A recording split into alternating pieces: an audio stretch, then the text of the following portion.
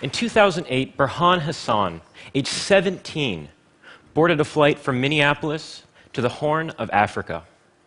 And while Burhan was the youngest recruit, he was not alone.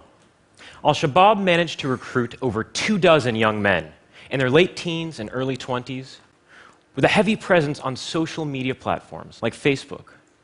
With the internet and other technologies, they've changed our everyday lives, but they've also changed recruitment, radicalization, and the front lines of conflict today.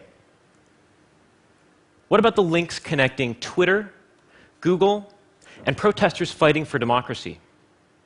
These numbers represent Google's public DNS servers, effectively the only digital border crossing protesters had and could use to communicate with each other, to reach the outside world, and to spread viral awareness of what was happening in their own country. Today, conflict is essentially borderless. If there are bounds to conflict today, they're bound by digital, not physical geography. And under all this is a vacuum of power, where non-state actors, individuals and private organizations, have the advantage over slow, outdated military and intelligence agencies.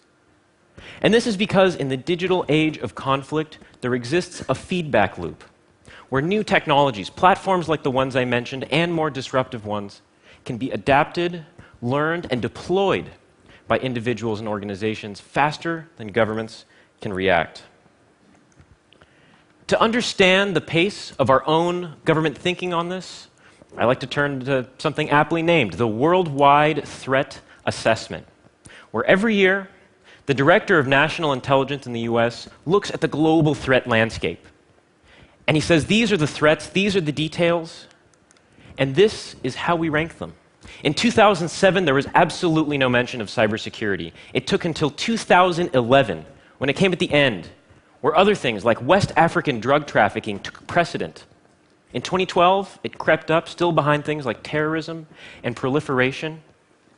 In 2013, it became the top threat. In 2014, and for the foreseeable future.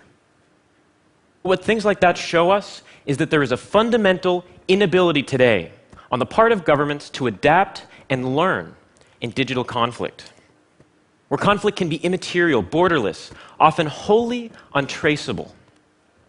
And conflict isn't just online to offline, as we see with terrorist radicalization, but it goes the other way as well.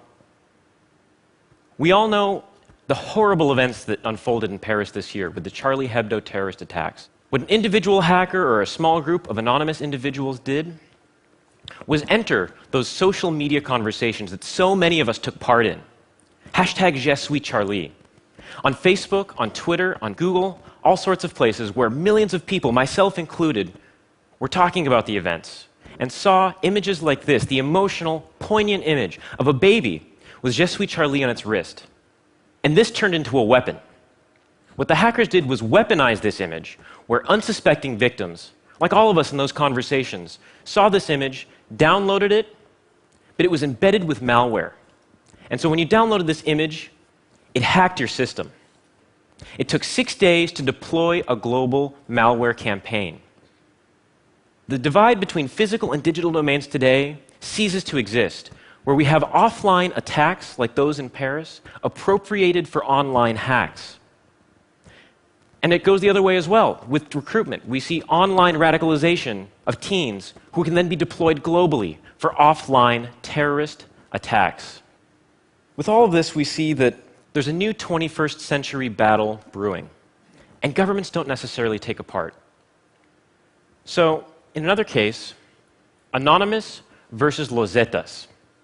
In early September 2011, in Mexico, Los Zetas, one of the most powerful drug cartels, hung 2 bloggers with a sign that said, "This is what will happen to all internet busybodies." A week later, they beheaded a young girl. They severed her head, put it on top of her computer with a similar note.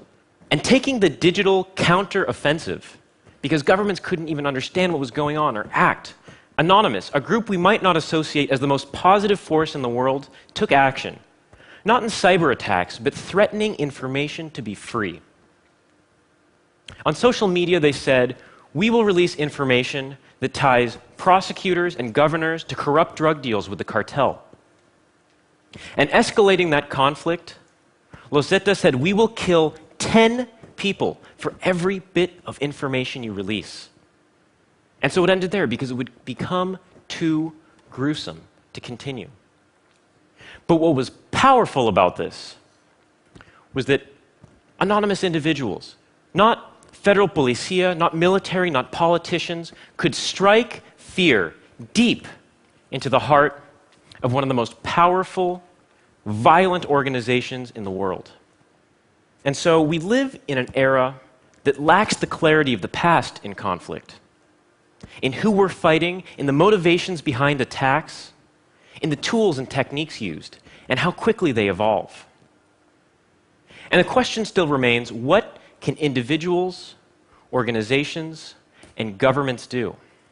For answers to these questions, it starts with individuals, and I think peer-to-peer security is the answer. Those people in relationships that bought over teens online, we can do that with peer-to-peer security. Individuals have more power than ever before to affect national and international security. And when we can create those positive peer-to-peer relationships on and offline, we can support and educate the next generation of hackers, like myself, instead of saying, you can either be a criminal or join the NSA. That matters today. And it's not just individuals, it's organizations, corporations even. They have an advantage to act across more borders, more effectively and more rapidly than governments can. And there's a set of real incentives there. It's profitable and valuable to be seen as trustworthy in the digital age, and will only be more so in future generations to come. But we still can't ignore governments, because that's who we've turned to for collective action, to keep us safe and secure. But we see where that's gotten us so far, where there's an inability to adapt and learn in digital conflict, where at the highest levels of leadership, Director of the CIA, Secretary of Defense, they say Cyber Pearl Harbor will happen. Cyber 9/11 is imminent. But this only makes us more fearful, not more secure. By banning encryption in favor of mass surveillance and mass hacking, sure, GCHQ and the NSA can spy on you, but that doesn't mean that they're the only ones that can. Capabilities are cheap, even free. Technical ability is rising around the world, and individuals and small groups have the advantage. So today it might just be the NSA and GCHQ, but who's to say that the Chinese can't find that backdoor? Or in another generation, some kid in his basement in Estonia. And so I would say that it's not what governments can do, it's that they can't. Governments today need to give up power and control in order to help make us more secure. Giving up mass surveillance and hacking and instead fixing those backdoors means that, yeah, they can't spy on us, but neither can the Chinese or that hacker in Estonia a generation from now. And government support for technologies like Tor and Bitcoin mean giving up control, but it means that developers, translators, anybody with an internet connection in countries like Cuba, Iran, and China can sell their skills, their products in the global marketplace, but more importantly, sell their ideas, show us what's happening in their own countries.